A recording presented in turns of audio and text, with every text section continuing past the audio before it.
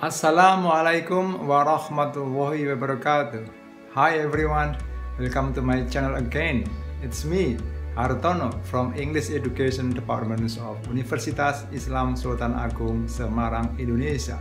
In this time, I'd like to share to you about the differences between quantitative research and qualitative research. Right, but then I take these materials from K. Mills and Irasian 2011. Now, let's go to take a look at the differences point by point. Let's go. According to K. Mills and Irasian, as in the book of educational research, there are 7 aspects which differentiate quantitative research from qualitative research. They are the type of data collected, the research problem, the manipulation of context, the sample size, research procedures, the participant interactions, and the last one, underlying belief. Now, let's get more detail on this aspect one by one. The first difference between quantitative research and qualitative research deals with types of data collected for the research.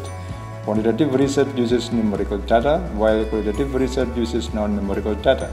Numerical data are data presented in numbers, for example, scores of a test at school, number of female and male students at school, family income, student spending and saving, and so on. While non-numerical data are usually comprehensive narratives and or visual data.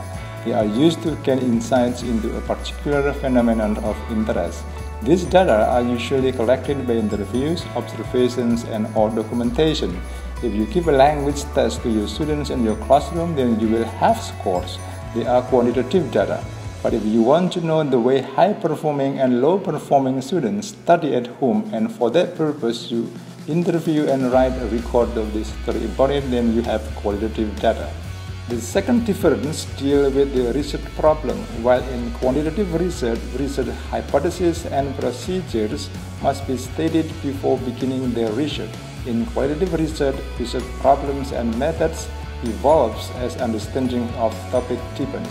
If you want to investigate the effect of a classroom treatment on students' achievement scores, for example, you need to establish a hypothesis before you begin the study. Research procedures as type of treatment, how they will be given, and to whom must be specified before the research is conducted. In qualitative research, stating a hypothesis before data are collected is not necessary. Qualitative researchers may examine a particular phenomenon without a guiding statement about what may or may not be true about that phenomenon or its context. If you want to investigate how vicarious experience affects students' self-efficacy in speaking English and you want to do it qualitatively, you may just start making observations or interviews with 1, 2, or 3 students. From this initial data, you may develop further questions or plans so that your research may become more complex, involving more participants, and you may find more perspectives about your topic.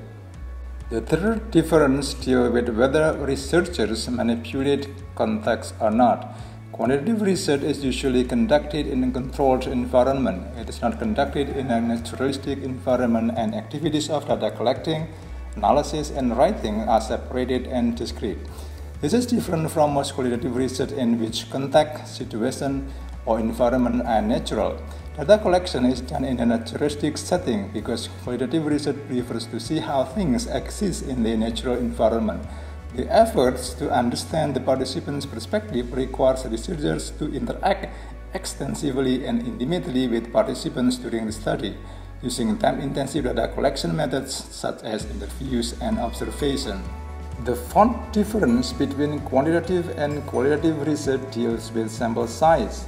Quantitative studies usually require a larger number of samples because the result of the investigation will be generalized to the population.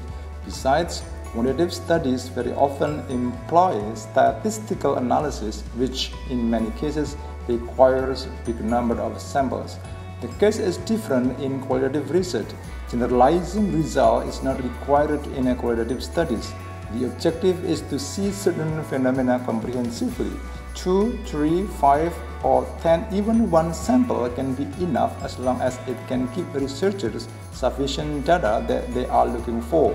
Besides, data collecting techniques as in-depth interview or observation will be very time-consuming and not practical if the study involves a large size of sample. The fifth difference between quantitative and qualitative research relates to the research procedures. Quantitative research relies on statistical procedures. When data have been collected, usually they are processed statistically as to find mean, minimum and maximum scores, modes, standard deviation, and the like. In qualitative research, on the other hand, data mostly are analyzed inductively by categorizing and organizing them into patterns that produce a descriptive narrative synthesis. The sixth difference deals with the degree of participant interactions.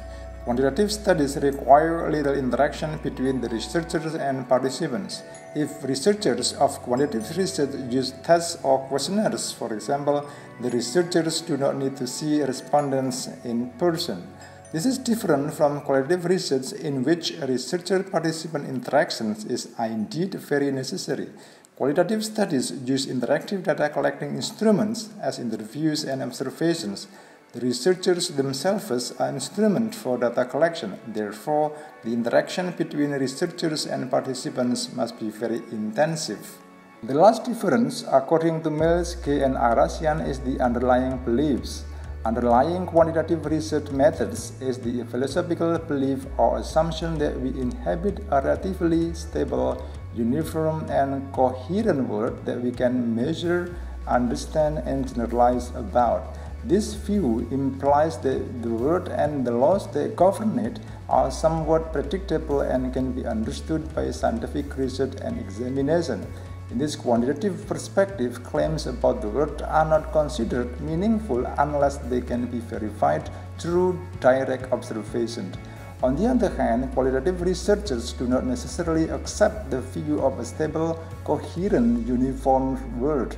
They argue that all meaning is situated in a particular perspective or context, and because different people and groups often have different perspectives and contexts, the world has many different meanings, none of which is necessarily more valid or true than another.